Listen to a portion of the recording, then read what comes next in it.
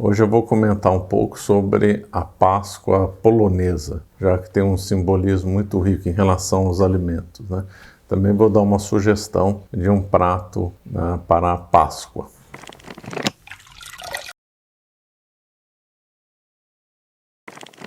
A tradição dos alimentos da Páscoa polonesa, chamada de Zwiekonda, é lógico que eu não vou saber pronunciar as coisas que eu não falo polonês, né? Seu conteúdo é profundamente religioso, é o agradecimento a Deus por todos os seus presentes da natureza e pela infinita tolerância dele. É em si um símbolo de expressão de gratidão. Os alimentos são trazidos para a igreja de manhã no sábado santo e são santificados pelo padre da paróquia. As pessoas também podem ter essa bênção em casa. Em algumas paróquias as cestas são aliadas, e então um padre passa borrifando nelas a água santificada. As mais tradicionais usam uma escova de palha, em outros os paroquianos simplesmente enfileiram na frente do altar esses alimentos, né? As orações da bênção tratam especificamente do conteúdo variado da cesta, com orações especiais para as carnes, ovos, pães e bolos. Depois da bênção, a cesta é levada para a casa de cada um e preservada até o domingo, quando então vai ter a comida, né? Então eles vão comer esses alimentos abençoados no domingo. E quais são esses alimentos?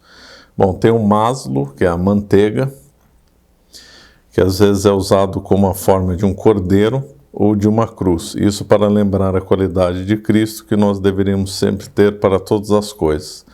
Tem a bábica ou pasca, que é o pão de Páscoa. É um pão redondo adornado com uma cruz ou um peixe, símbolo de Jesus, que é o verdadeiro pão da vida. Depois tem um nome aqui que é impronunciável, que é um rabanete vermelho condimentado, símbolo da paixão de Cristo em nossas mentes, mas levemente adocicado, como símbolo da ressurreição.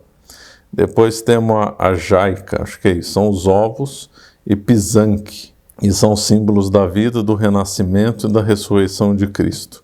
Depois tem a kielbasa, que é a linguiça, também, que é a linguiça, representa a graça e a generosidade de Deus. Depois tem isianca, presunto, que também alguns podem substituir por cordeiro, né, já que esse lembra que Cristo é o verdadeiro cordeiro, né?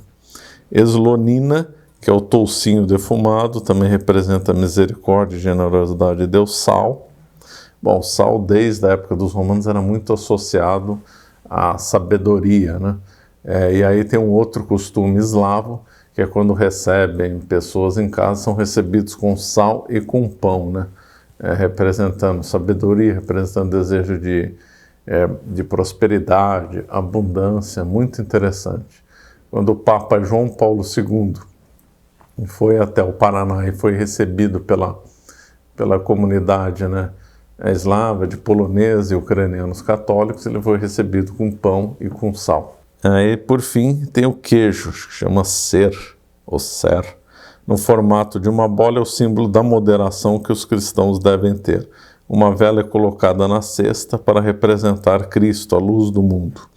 Ela é trocada na noite antes da Páscoa para significar que a luz venceu as trevas. Esse costume, nesse formato de abençoar os alimentos e ter todo esse simbolismo, isso aí tem há séculos, não foi uma coisa que foi inventada recentemente. E agora, aí varia um pouco de família para família, região para região, e depois se permitiu que houvesse a presença de chocolate por causa das crianças. E assim então é feito. Muito bonito essa tradição polonesa. Então agora, comentando então, sobre uma sugestão de um prato para a Páscoa. E eu pensei no coq au vin, que é um prato clássico francês, mas dá para fazer facilmente no Brasil, já que não precisa ser só com galo, pode ser com frango mesmo. Ele é feito com vinho, ele vai sendo cozido com vinho, né, numa panela, acho que demora de 2 a 3 horas para ser feito, né, de forma que a carne, que quando os franceses pensaram nisso, a carne do galo é dura, então aí o vinho ajuda a amolecer a carne com o tempo, mas pode ser, conforme eu falei, com frango, sobrecoxa e outros elementos, a carne fica bem molinha, bem solta, e esse é um prato bem simbólico. Por quê? Porque esse é um prato extremamente tradicional. O galo, do ponto de vista natural, sempre foi associado como uma coisa, como um bicho valente, né? Representa muito a valentia. E aí, em sentido mais profundo, né, o galo é aquele bicho que anuncia a aurora, que anuncia o alvorecer, que anuncia a luz do dia. Quer dizer, em plena madrugada, ele acredita que vai vir o dia. Ora, logo já se percebeu que esse símbolo poderia ser associado a Cristo, claro, porque Cristo venceu as trevas, Cristo venceu o pecado. Então, Cristo trouxe a luz num mundo que estava imerso em trevas. Então, o galo simboliza essa vinda de Cristo, o galo anuncia a vinda de Cristo. É muito bonito. Tanto é que em várias igrejas, em vários locais, se coloca, ou se colocava, né, galo em cima da torre da igreja. Inclusive em Paraty tem uma igreja bonita, tem lá um galo em cima. Também se associa ao galo dos ventos. Então, o galo já há séculos, né, mais de um milênio, já tem associado a igrejas e associado a Cristo. Se fala em missa do galo no Natal.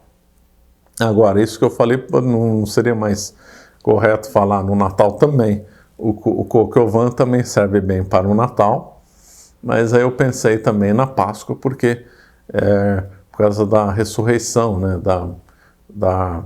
que Nosso Senhor ressuscitou entre a noite de sábado e o amanhecer de domingo. Então, por esse fato de ser noite e ter o símbolo do amanhecer, isso é muito, podemos associar também ao galo.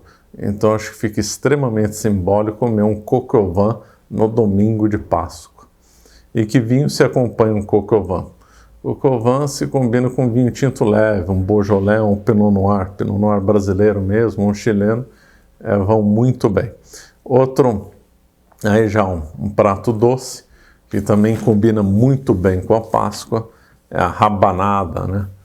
A rabanada, para prato de origem portuguesa, é um prato esplêndido para Páscoa. Por quê? Porque ele é feito com pão adormecido, né?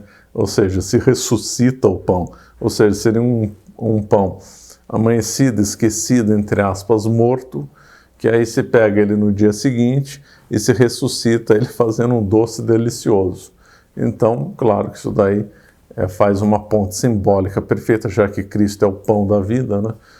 Faz uma ponte perfeita pelo simbolismo de um pão ressuscitado com a ressurreição de Cristo, né? Então, essa seria, faço aqui, acho muito bonita essa tradição polonesa, dou essa sugestão desses dois pratos. Lógico, a Páscoa vai combinar muito bem com vinho, claro, que é a bebida por excelência, a bebida que Cristo escolheu como sacramento. A rabanada também vai ter isso, que também é a comida que Cristo escolheu para o sacramento da Eucaristia. Então ficam perfeitos com a Páscoa, né? Então desejo a todos, né, que me acompanham no canal uma feliz Páscoa. Muito obrigado.